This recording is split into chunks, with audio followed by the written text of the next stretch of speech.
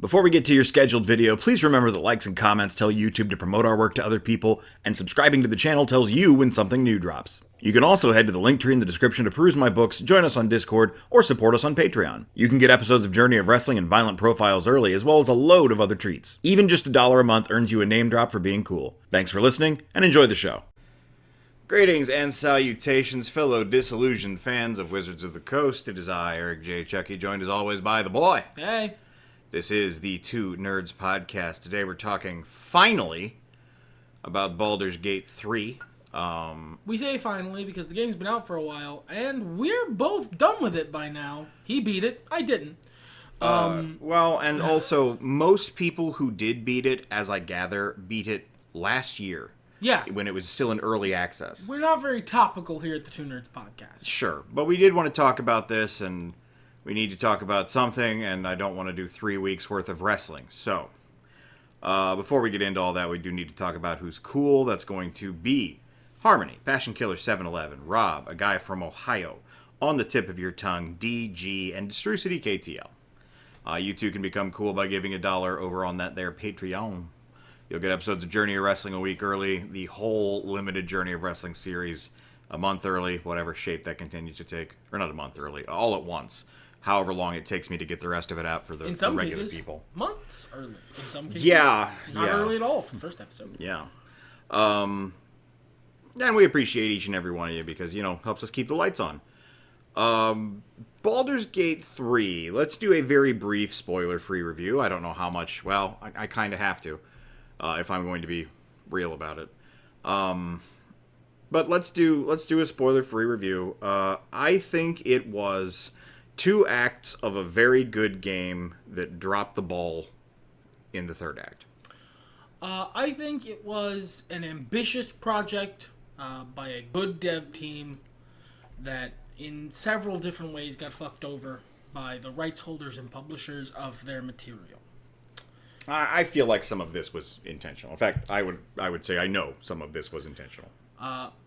I really liked the parts. I really liked what I played. I played basically up to like the point of no return. I actually did get past the point of no return. And then a story spoiler happened that made me go, well, I'm done here. And I turned off the game and never turned it back on again. So I think I'm less harsh on the third act than White is.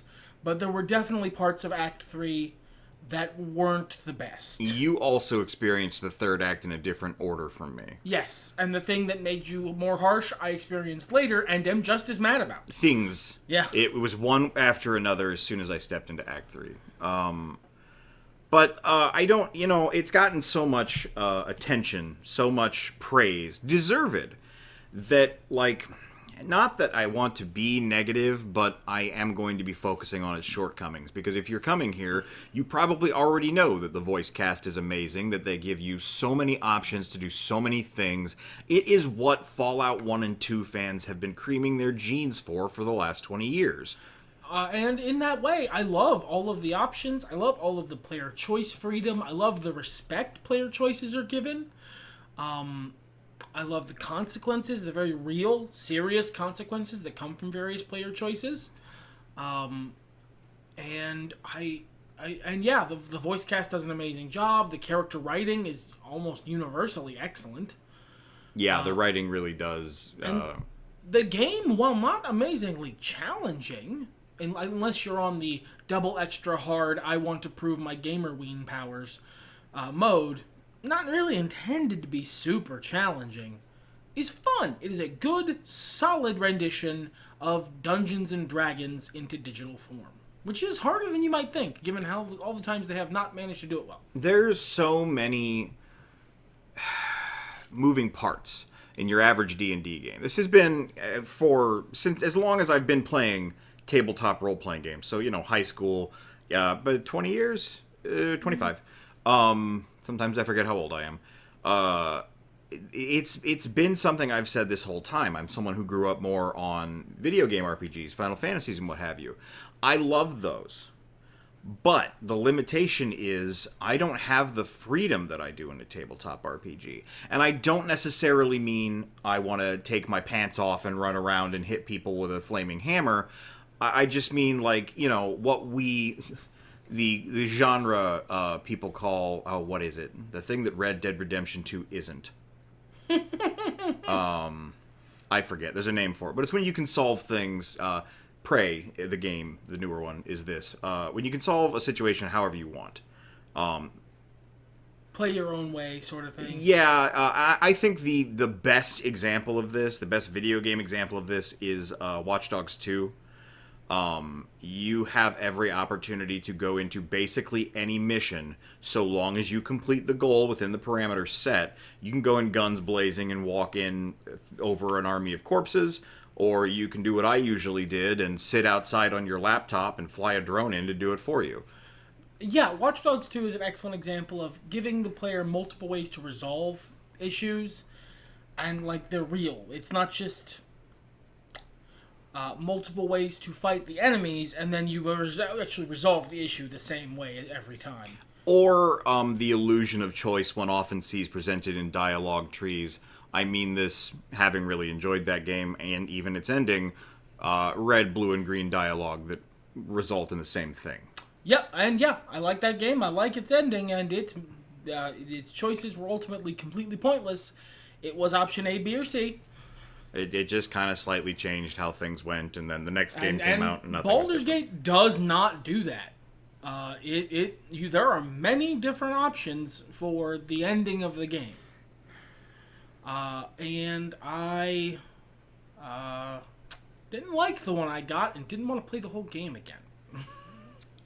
So why don't you start us off with talking about your bigger frustrations? What made you walk away? What made me walk away is a very, very intense, a very final and intense story spoiler. So I need you to understand, I'm about to spoil some very important shit that happens very late past the point of no return in this game. So, after the point of no return, you are thrust into a situation where you can either continue on with the, depending on how much side content you did, ally that you've had this whole time, who's been keeping you from being killed by the big bad, who is very, very untrustworthy. For very obvious reasons. Basically he's wearing a giant sandwich board that says, "Trusting me makes you the stupidest person on earth." You can trust them. Or, your other option is to go through a whole bunch of extra content, including very difficult dungeons and extra side shit, to get a secondary option, which is what one of your player characters, one of your companions, one of your day ones who's been with you since the very start, it's what they really want to do. And it's the only thing they really want to do, again, depending on your story choices. If you go through all of that extra effort and all of that extra trial and tribulation, you beat the extra double secret hard boss to get the secret MacGuffin, to unlock the better ending where you don't have to trust someone you obviously shouldn't trust, they transform into someone you obviously shouldn't trust. Or you do. And those are the only two options. There are various valves and flanges along the way. And I guess I could convince one of my beloved companions to turn into someone I obviously shouldn't trust, but I don't even know if that's possible. Well, and it's so this is actually the intent is not to get into this, but this is something that is kind of a sticking point. The game presents that resolution as perhaps not as obviously bad as it seems. The game is, in a way, writing new lore or retconning old lore, or however you want to put it, because intrinsic to the setting, specifically of Forgotten Realms, but Dungeons & Dragons in general, is that this change is one way and there's no hope. And it is, this is a more explicit spoiler, it is in fact the thing you've been trying to prevent happening to you the entire game. And you either have to go, well, I guess I just lose and do the thing I've been trying to prevent this whole time in order to save the world, or I have thrown away this established ally who's very good at his job for someone who is brand new to this and is exactly equally untrustworthy. That's... As I understand it from a design standpoint, they wanted to give players difficult choices, especially toward the end of the game.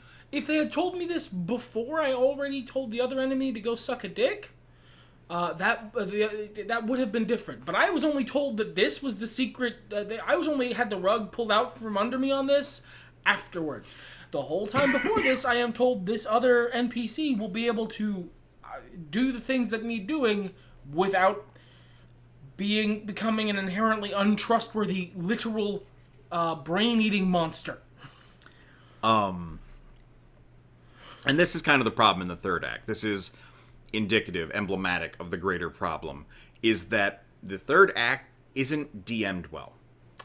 That's a great way of putting it, actually. And because there are, and this wouldn't usually bother me in a video game. It's a video game. There are contrivances. Even something that's very narrative heavy. One of my biggest nitpicks about Dragon Age 2, and I have a lot of them, is that they make your character hold the idiot ball regarding the entire mystery about your mother.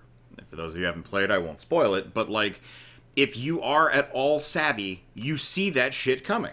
If you are paying attention and even not very savvy, sure, you see that shit coming, and you can do nothing about it. Even as your character is collecting clues in-game to understand this mission, you just aren't allowed to act. Even if they didn't collect any clues, even if you had no idea, you are not allowed to take action to safeguard your mother against this oncoming mystery. Whatever consequences happen because of that, you have to deal with. There's no way to even try to prevent it. If we tried and we failed, at least I have the agency of trying. We go back to what I like about immersive sims, I looked it up, and tabletop role-playing. I have agency. It's a word we throw around a lot in modern conversational communities, especially about creative things like tabletop role-playing. But for those of you who keep hearing it as a buzzword, that is your ability to make choices to influence the situation, your freedom to make choices to influence the situation, as opposed to being forced. The most simple version of it is like DM railroading. Do I actually get to pick what I do in this open world, or am I forced down a hallway? It's World of Warcraft versus Final Fantasy 13. And to a certain extent, in a video game, there's always going to be more constraints on player agency than any tabletop. Because of how reality works. Coding is not yet built to allow for unfathomably infinite possibilities. Yeah, it's just not a realistic option at this point. And that's something I understand and respect. And the game, I think, honestly, spoiled me. Because for most of the game, your agency is actually, within the confines of the scenario presented to you, is actually respected a lot. Your choices, the dialogue you choose, the things you decide to do, the order you decide to do them are all important. And they're respected. And they're rewarded or punished depending on the choices you made. It's not always obvious. Sometimes you can fuck up without noticing. But it's respected. The game isn't trying to trick you. And that's what the end game feels like. The third act, mechanically, narratively, and a lot of other ways. It is a series of rug pulls. It is a series of you being tricked. Not your character being tricked. You, the player, being tricked. And that's in contrast to the freedom we had in the first two acts. And that's why I said I think it's... Because in a different video game, where I hadn't been given all this freedom, where I hadn't been given the leeway to choose what mattered to me and what didn't, and the respect of my choices and my effort, if that hadn't all been the case before this, I wouldn't have been mad by that third act. I was been, oh well, I guess I'm a moron. I guess I'm playing a moron. I'm forced to do that a lot. Yeah. To put it another way, to put it in the way that the quippy way that I would put it is, I was used to good DMing. This is so close. This is the new high watermark for what a tabletop role-playing experience can be in a video game. And for 2 acts, they did really well. And then in the 3rd act, a different DM showed up and he's bad. He doesn't respect your agency. He sets you into dumb traps that don't have to be that way for a reason. The bad guys get a lot of fiats where they're like, ha ha ha, I knew you were doing this thing, so I'm going to stop you with my dumb bullshit. And, like, those are fine narrative levers to pull even as someone running a TTRPG. But they hadn't for 2 acts. A great example that isn't the very end game happens at the beginning of Act 3. It does represent a narrative shift in tone to this different style of DMing. It's a great way of putting it. I think I'm going to keep that metaphor going forward. Go for it. Oh, sure. I know what you're talking about. One of the bad guys. There are 3 principal bad guys. The BBEG is a giant floating brain. That's not one of the bad guys. That's not a character you can have an animosity towards. One of the ones who is a character called Orin. She is basically not important until Act 3. There is no built-in rivalry with her. As I understand it, if you pick one of the other player character options that I didn't pick, Dirge, there is a lot of deep story. That's really Dirge's antagonist. But only them. They don't even introduce her until the very end of Act 2. So for a Tav, one of the non-pre-generated characters you can play, one of the 2, she just sort of comes out of nowhere and is... A reference I would make is too niche, so I will be more broad. Orin is written like a bad version of the Joker. What I mean by that is that Orin keeps, or like a badly DM'd antagonist. Orin keeps showing up in cutscenes where she bamboozles your stupid player character who couldn't have possibly seen her ruse coming, even though it's usually pretty obvious for me, a player. And then like taunting you about how she's tricking you and how she's gonna kill you and how she's so cool and badass, and then disappears. And your player character, who is not entangled by some spell or some other way incapacitated, who is just fine and standing there, and who is at this point like a level 8 to 10 Dungeons and Dragons PC, does not have the opportunity to do anything about that. I don't care if she's teleporting. I do have counterspell. Now here's an interesting thing. Something I forgot to take of basically the entire game. While you are talking to somebody, you can switch to another character and have them do stuff. Yes. I have to guess that you don't get to fight her before you're supposed to fight her. And maybe this is on me. Maybe I wasn't smart enough. Maybe I never did switch to Karlach and just say, what if I just have her attack? What happens? Well, and that's such a bizarre... And then the reason I kept forgetting it is, despite how open the system is... That's not what you expect out of video games. No, it's a violation of the metastructure of gaming. That, I'm in a dialogue scene right now. How could I possibly act? Now, it's common information. And you know what? If you can do that and that's on me, excellent work by that game. That's fine. If I just didn't use the tools at the disposal, even if I wasn't ever told... If I just didn't use them, that's entirely different. But I don't think that's the case. And I knew that's exactly what you're talking about. And that her bad writing is also indicative of a greater problem in the 3rd act. It is an original character written by an edgy 13-year-old compared to the rest of the cast. There's also an interesting, I don't know, fall off. So there's originally 4 of this cabal of evil people, right? I think maybe I've got that wrong. Maybe there's only 3. One of them you take care of in the second act. Okay, it leads into the third act. It's been 6 months since I finished this game. And that fight is really cool and really hard. It's the climax of the second act, of course it should be, and you're not as high level as you are in the third act, so that makes sense too. But neither of the other characters, neither of the other villains, are anywhere near as intimidating or well set up. Orin's a gimmick fight. Orin is a gimmick fight. I think Gortash is not as intimidating, certainly, as J.K. Simmons. I have forgotten his character's name. But I think Gortash is well set up. Gortash is honestly probably the antagonist of the game. And I think he's a well set up one. He's a good antagonist, but he's not particularly intimidating. The fight's real easy. She despawns if you hit her. Yep, okay. Yeah. We were both Googling that in the background. Yeah, no, fuck you. Yeah.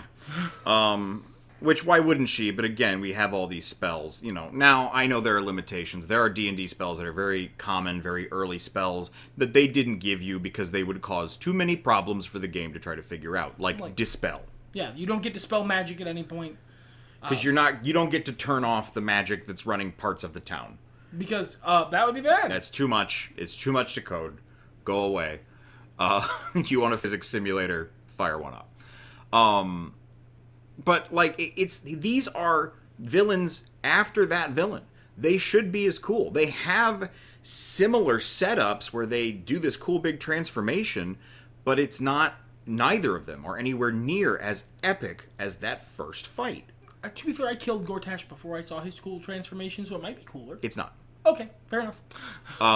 He doesn't even really transform. It's just sort of like, give me power, and then he has it. So it feels like the original thing I wanted to label against it before I remembered watching this game's development is there is an old piece of wisdom. Design the first area of your game last. Once you understand everything that makes your game great, if you design your first zone last, then it is going to be, first of all, a distillation of everything that makes your game good. And it's going to suck people in. And I assumed that's what they did until I remembered that, no, this game was early access. They did it in order, mostly. So, no, they just fell the hell off. And I don't know if it's deadlines or what. They never really said. They tried to maintain a nice relationship with Wizards of the Coast, and why wouldn't you? Who wants Pinkertons after them? Well, it didn't end up working out for them. So for Wizards, no. Yeah, it's really disappointing. There are so many side quests that become bad game mechanics. Yeah, a great example of that is the prison fight. Yeah. So the fight is doable if you know what you're going to be doing before you get there. Now, that requires save scumming, or Googling it. Or luck. Because if you don't know what you're doing before you get there, the fight can quickly be unwinnable. That is bad DMing. Yeah. It's a great example of bad DMing, and it pissed me off so much I stopped playing the game for like a week. It wasn't even that I couldn't do it. I happened to have a party who could. I was just mad that they did that in the first place. There's another fight that's less ridiculously restrictive that is also, okay, either you showed up here with the right party or you didn't. Yeah. Which fight was that? That was the fight against, I forget his name off the top of my head. Astarion's dad? Astarion's master, yeah. I will say that fight is one of the good examples of player agency, because you can fully go look at what's about to happen against that guy and go, no, nothing good comes from talking to you. I'm just gonna attack you. I'm gonna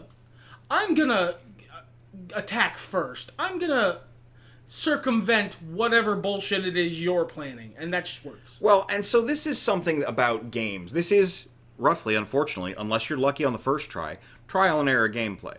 Because there's a lot of situations where you cannot possibly know what you're up against until you've fought it once. Yeah. And I mean, unless you're very paranoid, Because I could easily see, now in my particular example, I did try and fight Asterion's vampire dad and go, this is bullshit. Can I just attack him early, reload a save, and I could? But I could easily see someone walking down the ramp that leads to him and going, no, fuck this. Fuck this. This screams trap. I attack. Well, and that's not even what I'm talking about. It's the mechanics of the fight once it's started. Like, even if you go in advantageously. Well, if you go in and attack him before he talks, before you trigger the cutscene, all of those advantages turn off. They don't happen. I'm just talking about the structure of the fight. Oh, that's... the enemies that are there. Yeah, they're still pretty hard. And it's stuff that is made not quite trivial, but way easier by having certain people in your party with certain abilities. And some of it you could be prepared for in advance, some of it you might not. And a lot of it flies in the face of the idea that, any adventuring party should be able to go through a D&D adventure, which has been the rest of this game. Yeah, and, we've been kind of dragging this game for most of this podcast. I don't want to lose sight of the fact that most of this game's really good. It's not... You've heard that. It is why I don't feel as compelled to sing its praises, because this game won every award. I'm pretty sure they anointed Neil Newbon God, and that's fine. I've seen his arms. There are lots of places you can go to hear all of the many things that make this game amazing, which I mostly agree with. If I had quit this game at the end of the second act, I would have been a lot happier. If I had quit this game after defeating Gortash, if that was the end of the game, you know what, honestly? There's another D&D adjacent game series I play off and on, the Pathfinder, starting with Kingmaker and then Wrath of the Righteous. I haven't finished Wrath of the Righteous because I don't like the little war mechanic, but Kingmaker had a problem. It was about an act and a half too long. They finished the story in a nice, satisfying way, and then they kept fucking going for another entire act and a half. I think maybe this game has a similar problem. I think its length wouldn't have worked against it if that last act had been up to the same quality standards of the previous act. And even that act isn't as good as the first act. It's way shorter. There's fewer choices. It's still good, but it's not as good as the first act. It really disappoints me because this was an easy game of the year for me until I finished it. Yeah, until I stopped playing, it was basically the same thing for me. This is a great way of showing that no matter how good a game is, no matter how charming you are as a person, if you shit in someone's shoes right before they leave your house, that's probably what they're gonna remember about you. And it's not even that direct. It's so okay. Let's go back to the topic of the Rise of Skywalker. Do we have to? To illustrate a problem. I would have been way less upset with The Rise of Skywalker if it had just been bad. I've said that this whole time. We did a whole podcast about that. Being almost amazing is 1,000 times more frustrating than just sucking. Yeah. We did a podcast on some shitty Russell Crowe movie a couple months back. We weren't nearly as mad at that as we are at this. Yeah, it was stupid, but whatever. It was an hour and a half of my life. This was... Okay, so we're deep in here. I'm knocking stuff over. You got a couple minutes left in this. This is probably the most negative podcast we've put out since that Russell Crowe movie. Probably. That's fine, though. Them's the breaks, I was the edgy teenager. I was the guy who wrote Orin. I was a slightly better writer, but I still was, that was who I was. So when I was playing D&D as a teen, the thing I wanted the most, being a real big fan of Cthulhu mythos, was playable mind flayers. I thought that was cool. And again, we're going into hard spoiler territory here. So this game, not through its own actions, but I had the bad die roll, if you will, of entering into this game, which gave me the option of playable Mind Flayer. But because I didn't really know that going in, or that was not only one of the real options, but probably the heroic thing to do, by the end of it, I had fallen in love with my character.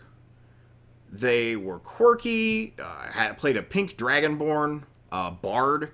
I loved this character. I loved the relationships they built with other characters, and because of the specific relationships I chose and the specific pathways I took, when I was met with that confrontation, that conclusion, you can either do this, this, or this, I took the become squid.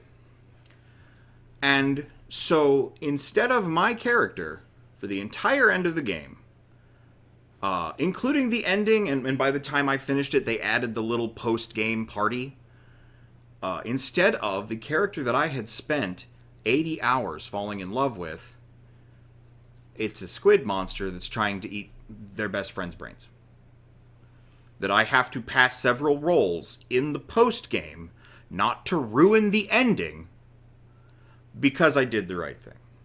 And I don't think this is quite the same as the morality meter bullshit. On a Spec Ops The Line graph, you never want to be above the Spec Ops line. That is the punishing the player for having the temerity to play your game line. And I think they executed on the prompt they put forth. What will the player be willing to sacrifice in order to save the world, in order to save everyone, in order to get the optimal max good ending where everyone else is happy? Will you sacrifice your own happiness? And yes, but also, fuck you. The last 2 hours, 3 hours of the game, I'm just defeated. I've already lost. Instead of finishing the final boss fight the hard way, I took the suitcase nuke in purple that we have wandering around with us and was like, you know what? Go with God, my friend. I know that's what you want to do anyhow. And I skipped it, just to be done with it. There's a part of me that wants to go back and do it right. I am cursed with always making the wrong decisions the first time I play a game. But, usually that game is 40 hours. There's a part of me that wants to go back and just let this guy I've never met, who's kind of an asshole anyway, become a squid, because fuck him. But... And it ultimately doesn't matter. No matter what choice you make, it's fine. I know it ultimately doesn't fuck me over, but it's so viscerally stupid a call to make as a character that, no. No, this is I take the protagonist of Watch Dogs 1 and walk him into the lake and turn off the game situation. No, that's where the story ended for my character. My character went, this is babies, you guys do whatever you want, and fucked off. Now, even in the darkness of that, even in my frustration, and I will end on this point, prepare a pithy one-liner if you have one, I have to praise, of all characters, Asterion. Asterion's the best character in this game. In terms of character development? Up to and including that ending, because while the rest of your party is going, it's fine, you're fine, everything's fine, we saved the world, Asterion gets serious with you and goes, oh, darling, you're hideous. This is hard, isn't it? And even though it was a video game, even though it wasn't me, even though, I wasn't like, this is my world, I wasn't that invested. It's a narrative. But, that kind of incredible writing and acting, to make that connection of somebody in this game, somebody in the game looking at me going, that sucked, huh? I'm sorry, pal. It meant a lot. I got nothing.